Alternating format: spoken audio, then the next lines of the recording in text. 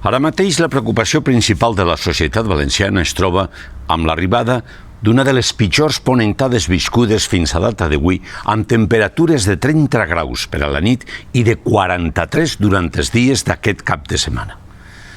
Però la gran majoria de persones desconeix que el millor aliat per lluitar contra el canvi climàtic en què ja hem començat a viure es troba a la mar, ja que genera el 50% d'oxigen, absorbeix el 25% d'emissions de diòxid de carboni i captura el 90% de la calor. Doncs bé, si això és així, ens hem de fer una sèrie de preguntes. Per què tot va a parar a la mar?